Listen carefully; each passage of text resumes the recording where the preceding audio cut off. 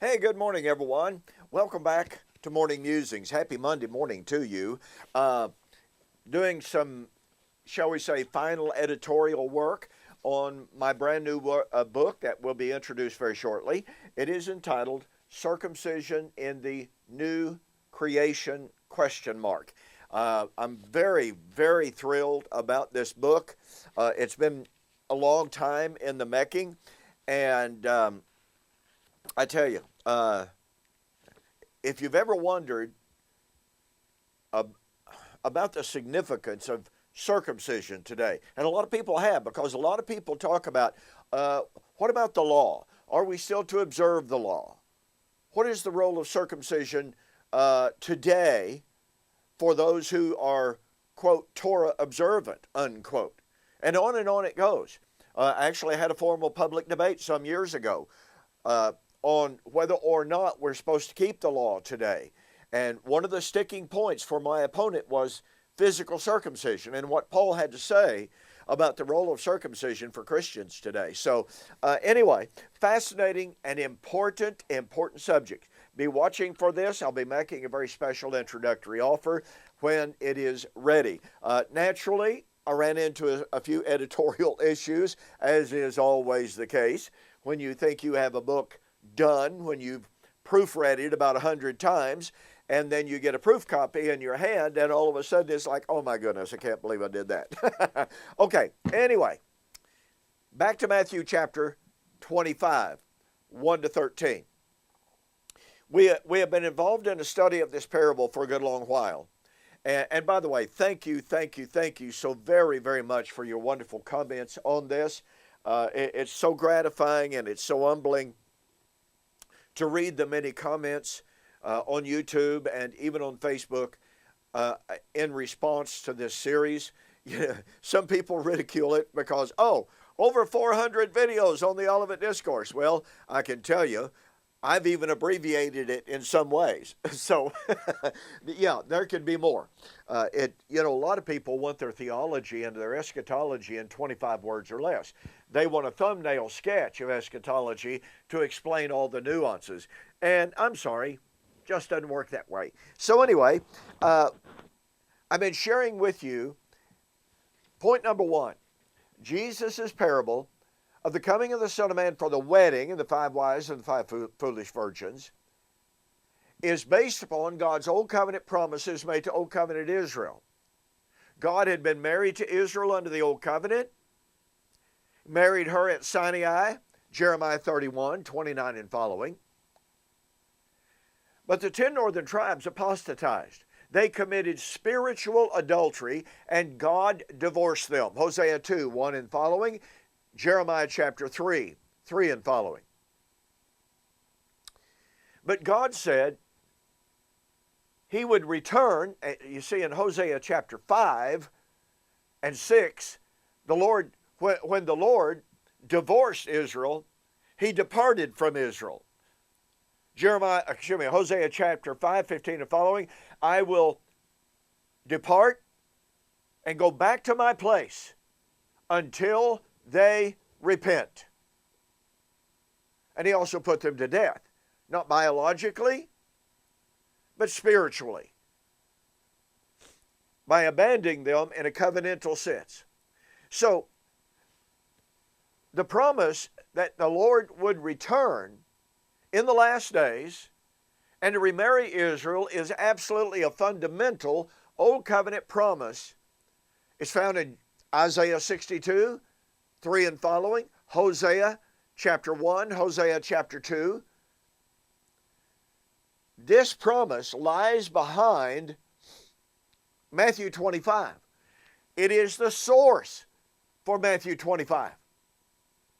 Now what that means is that this promise of the coming of the Lord in Matthew 25, 1 to 13, and I know this is a reiteration, but listen folks, this is so foundationally important, so critically important, that if we fail to honor this, or if we forget this in our exegesis of Matthew 25, and if we divorce this, pun intended, if we divorce this story of the coming of the Lord for the wedding from the story of Israel, to bring salvation to the world through Israel, then we're missing the point. And amazingly, just recently on Facebook, one man who claims to be a preterist, I don't think he is, but he claims to be, said that the idea that God was still dealing with Israel from the cross onward would mean that God was, these are his words, that God was whoring around with Israel. No, it means that God was being faithful to his covenant promises. Doesn't mean any such thing as was described. Now, I could go back over an awful lot of territory then on this, because this is so critically important. But I've been sharing with you that not only was Jesus dealing with the motif of the remarriage, the coming of the Lord for the marriage in Matthew chapter 25. Notice, as I pointed out in several videos now, he said, the kingdom of heaven is like. So Jesus conflated the coming of the kingdom with his coming for the wedding. Coming of the wedding, coming of the kingdom. Which means coming of the kingdom, coming of the judgment. Coming of the judgment, the coming for the wedding. We find that in Matthew chapter 22 as well.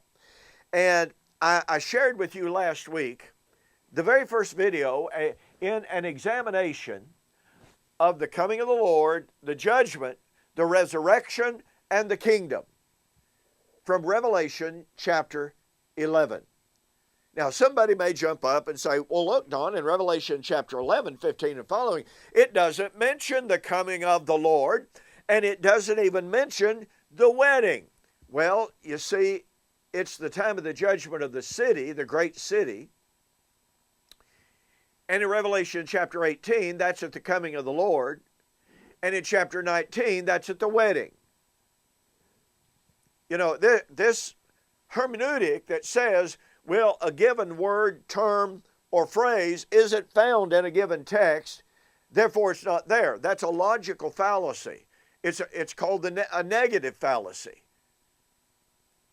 Just because something is not specifically mentioned in any given text does not mean that the doctrine is not there.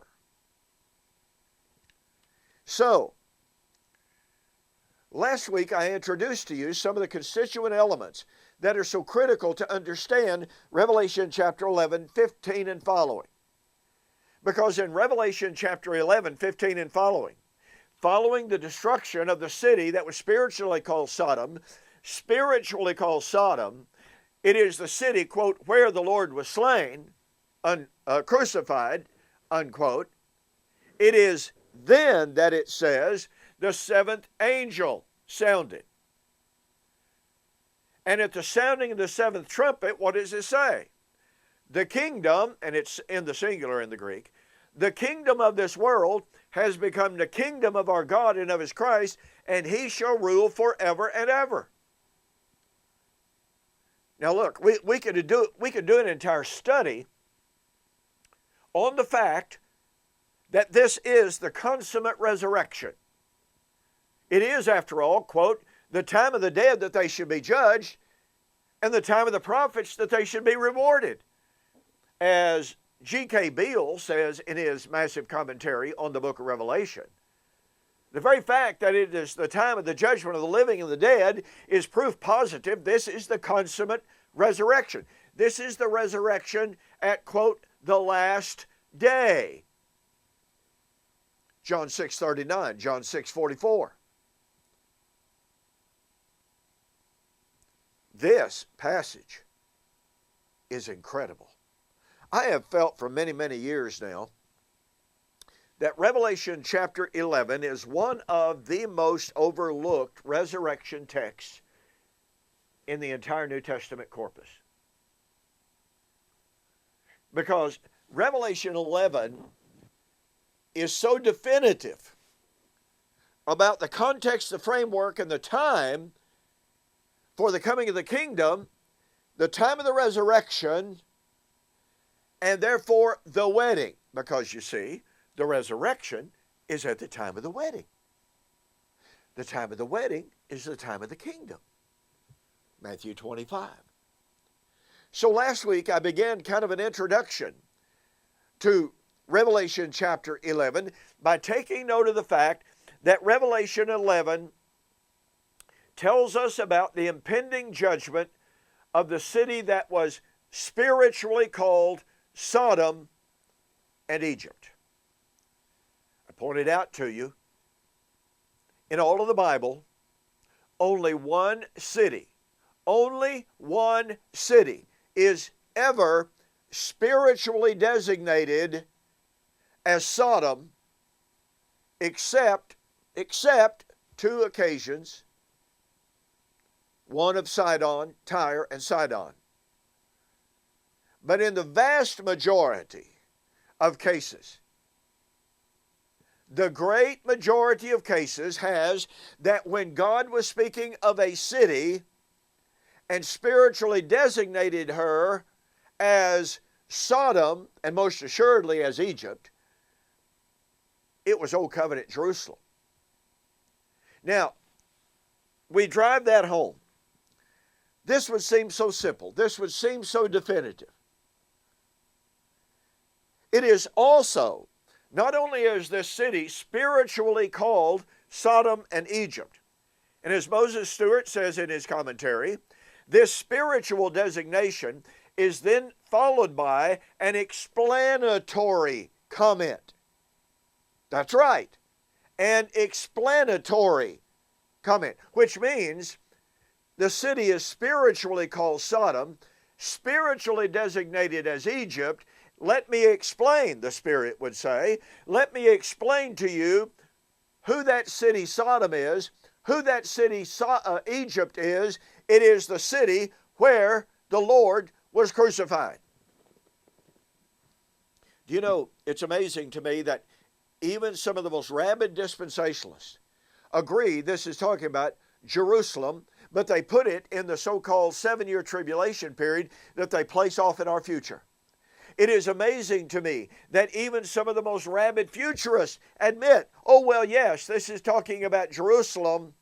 Oh, but it can't be the literal Jerusalem that was destroyed in AD 70, which means, they tell us, oh, well, Jerusalem is being used now as a symbol. In other words, they're saying, where the Lord was crucified, it is not an explanatory note at all. It's another symbolic statement, but that's not how the Greek reads. So the question is, if we admit that the great city of Revelation chapter 11, 8 and following, was Old Covenant Jerusalem. Now, tomorrow I'm going to talk to you about Deuteronomy chapter 32 and Sodom. But I want to get this argument in front of us today, okay? But be looking for tomorrow, Deuteronomy 32 and Sodom and Revelation 11, all right? Or Revelation. So, if it's true that Revelation 11:8 is talking about Old Covenant Jerusalem, and Revelation 11:15 and following is what would come as a direct result of that, then that means that without any doubt whatsoever, that the kingdom, the judgment, the resurrection, the wedding took place in AD 70. There's just no escaping that as we'll drive home tomorrow. Now look, in the meantime, look, you know, the month of March is almost over. I mean, it's almost done. You want to take advantage of our 3-book special, save yourself $25. Go to my website, donkpreston.com, BibleProphecy.com. There's a banner right up at the very top on how to order the books. 70 weeks are determined for the resurrection, Sam Frost, Essays on the Resurrection, and my formal public debate with James Jordan, the book form of that debate. So go there, take advantage of that special offer. All right, I'm out of time for this morning. Thank you for joining me on this morning's Morning Musings. I'll see you on the flip side.